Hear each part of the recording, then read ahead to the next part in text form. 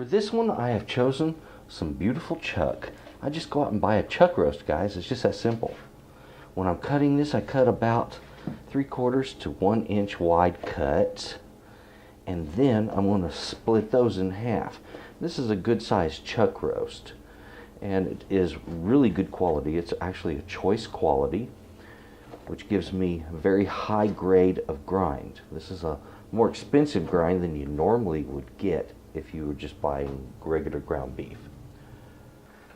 Most meat grinders have very similar features overall, and they work basically the same way. It's an auger that shoves meat through a die and cutter, and that's all there is to it. There we go.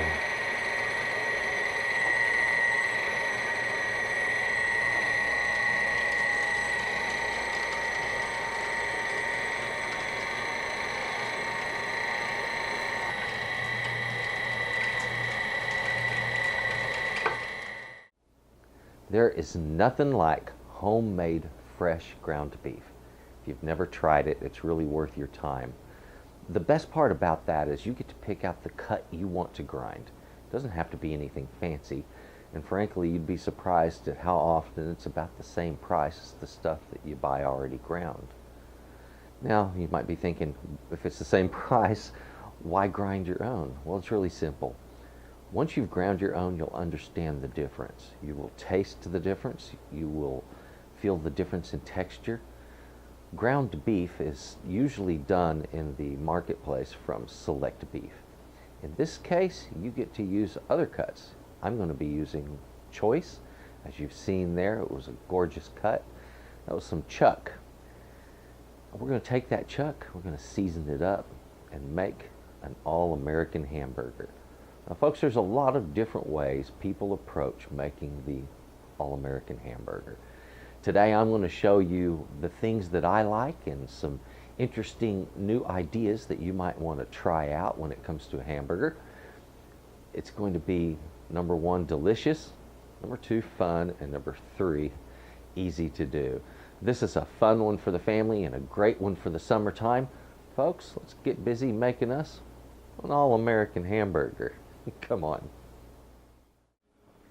Okay, I'm not going to be using all of this. I'm going to be using only a part of this. So what I'm going to do is take a portion of it and put it aside. I could weigh this if I want. I'm actually looking for something in the neighborhood of about, about 3/4 of a pound to a pound. I like big burgers. I'm doing just enough for 2 burgers here, and these are going to be big ones. If you like smaller burgers, you like maybe 1/4 pounders, then a 1/2 pound of meat will do really good for you. If you like big burgers, a 1/2 pound burger is a really big burger, especially if that's 1 patty. Okay, so that's a good sized ball right there, and that is, well, that's bigger than a racquetball. It's almost well, actually that's about the size of a tennis ball, folks, so there we go. And I want to do 2 of those, and between that amount of meat, it should give me the right weight for 2 very large patties. And I'll use that to make my burgers with. Now, folks, I'm making enough for 2 hamburgers, and of course this recipe is going to be simple enough. All you'll have to do is double up on what we're using. So I've got some hamburger meat here that we fixed up. I've got salt, black pepper. I have some pepper sauce here. I'm going to use that to mix with mayonnaise to make my own special sauce. Wonderful way of doing things. Some pickle slices, because I want pickles on my hamburger. Also, I've got some oregano, garlic, sage. I have some beautiful buns. These are a French brioche. They're fantastic tasting. They're really sweet. They're kind of yellow inside and soft, and it's just a cool bun to use. Pick a bun that suits you. Think about things like this, like onion rolls, okay, poppy seed rolls, a nice, fluffy, soft sesame seed hamburger bun. There's a lot of choices, folks. Pick out something that you're going to enjoy. Get some cheese out there. Now, in the United States, we like to use American cheese for this, and of course, anybody knows 2 slices are going to be better than 1. Some pickles, as we've mentioned, also our tomato, some onion, is fantastic on this. Folks, this is a very simple dish, but it is certainly delicious. Let's go ahead and fix it on up. When it comes time to season our meat, don't be timid with your seasonings. However, remember, certain things are pungent. Now, I have some sage here.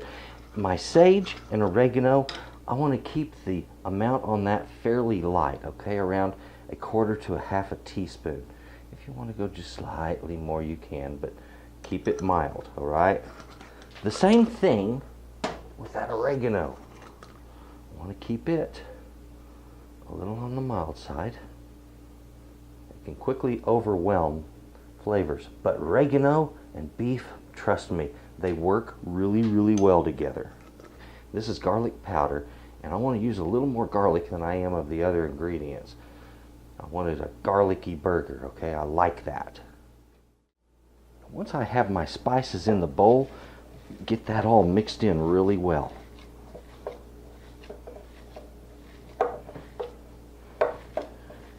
And I think the trick here is to add some good seasoned flavor to that meat without taking the meat to a point where the flavors are too pungent.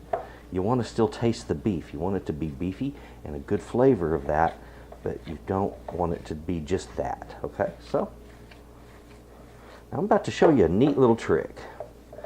If you've ever had the issue where your hamburgers, your patties break apart, let's say your patties split in half every time you try to make them, or they break open.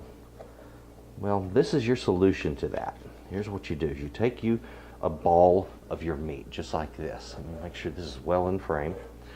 And you press that ball down between your hands, and you make a swirling motion, just like this. Now, while you're doing that, take your thumb and work the edge, just like this, pulling back with the meat. Okay, now what this is going to do, as we work it, it's going to seal those edges up. The other thing that this does is it causes kind of a swirling in the meat, believe it or not, and it actually helps to bind to the whole thing into its shape so much better. So when they're cooked up, you don't have to worry so much about that burger splitting open on the edges, all right? Of course, we need to get ourselves some cut up goodies to go on that burger. Now, you cut your onion thick or thin, however you like. I like mine just sort of in between there, about 1/8 of an inch is what I usually go for. That looks lovely, doesn't it? There we go.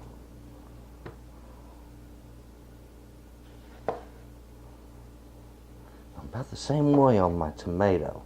Don't like that too thick. So I'm going to slice them down a little bit more thin. There we are. I tell you what, whoever first thought of using Thousand Island dressing on a hamburger needs to be awarded for a great idea, because that makes a great burger sauce. Also, there's all kinds of combinations, from ketchup, you know, the mustard, mayo, all kinds of different things that people like, even up to avocado spread these days. I'm going to put about 1 teaspoon of chipotle sauce. And I've got, I would say, somewhere in the neighborhood of around 1/3 to 1/2 cup of mayo here. There we go. 1 batch of secret sauce, and everybody's going to love you for it.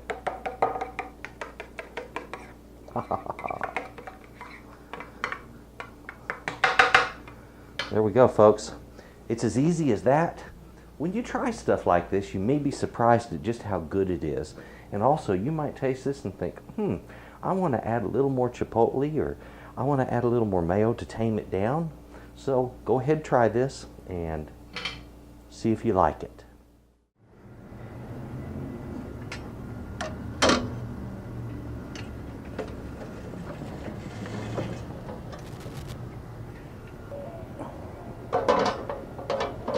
There we go.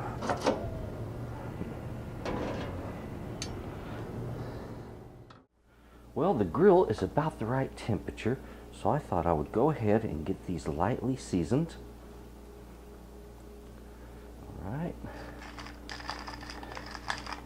I'm just going to do the same thing to both sides. Let's get those cooking. Something you need to know. Turn that meat one time only, okay? Cook it fully on one side, 5 or 6 minutes, then turn it over. It really depends on how thick the patty is as to how long and how hot your fire is. Look at those gorgeous burger patties. They're in off the grill. They're ready to be turned into a hamburger. Now, let's get busy doing the assembly. Okay, folks, now it's time to assemble this beautiful burger. So what I want to do is I want to get everything lined out so that when I take a picture of it, it's unbelievably good looking, all right? But at the same time, I want it to be beautiful to the eye, all right? In other words, it has to be pleasing. It has to be a good burger once I decide to bite into it. So it has to be made right. Next, we need to garnish this with some lettuce. So let's pull in the lettuce.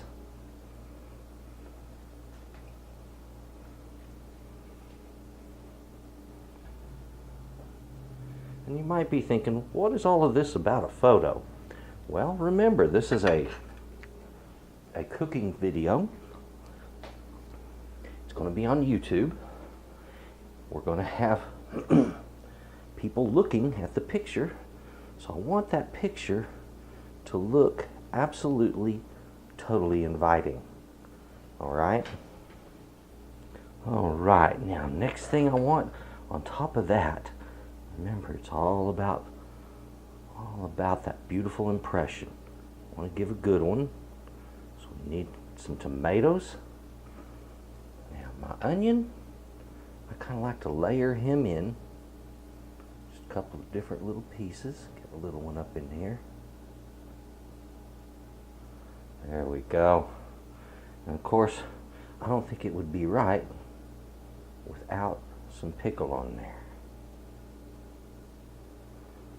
My lid on it, and boom, we have a beautiful photogenic burger. Oh folks, look at that gorgeous burger. Now that we've got it all together, I can't wait to dig in. That is what I'm talking about. When you have a summer's day, you don't want to cook inside and you want a juicy burger, this is the ticket.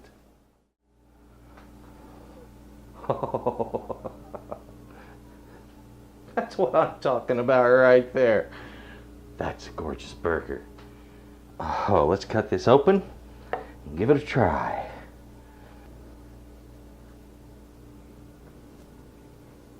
Oh yeah, it's dripping on my hand.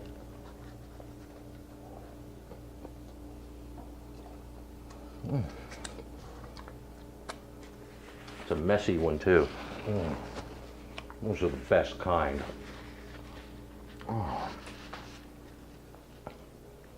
First, let me tell you, the flavors on that meat are perfect. This is a great burger recipe, and when you try it, you're going to be making it again. Folks, thank you very much for watching this. Check out the channel. There's a lot of good stuff there. I have wonderful recipes.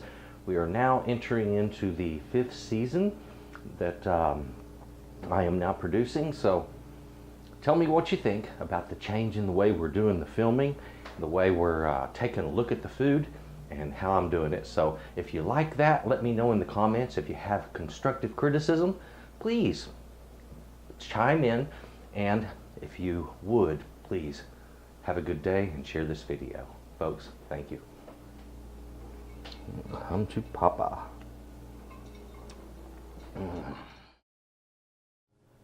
I recommend, if you haven't tried it this way, please do. If you haven't ever considered a meat grinder, they are not really that expensive, folks. And frankly, it's nice to be able to choose what gets ground rather than trusting somebody else to get it done right, you know, which sometimes leads to less than satisfactory results. To grind, you're going to have to do that. Even in the store, they have to do that. They don't have to do as much, but they have to cut it down to the size that it'll fit into the feed tube for their grinder. Now, one of the reasons I like doing this is because you never know when you're going to be getting junk, or God only knows what's in the meat that you got. If it was good, it was bad. You can't tell, and you don't know how clean their grinder is, but you know how clean yours is.